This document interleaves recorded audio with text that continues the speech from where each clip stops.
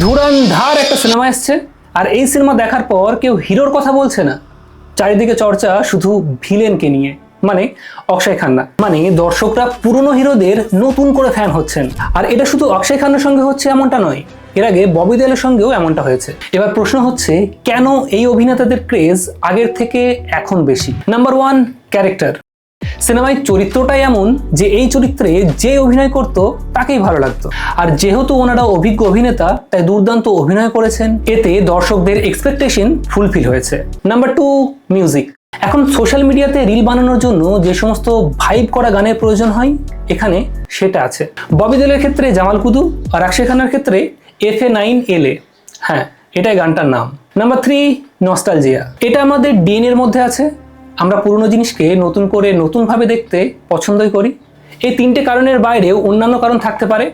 তবে এখন এই ববি দেওল এবং অক্ষয় খান্নার পুরনো ছবি হামরাজের সিকুয়েল দেখার ডিমান্ড করছে দর্শকরা। কিন্তু এখন প্রশ্ন হচ্ছে, মাল্টিস্টারার ছবিতে দর্শকরা ওনাদের পছন্দ করছেন ঠিকই, হিরো হিসেবে ফিরলে ওনাদের ক্রেজ থাকবে তো? আপনার মতামত কমেন্টে জানাবেন।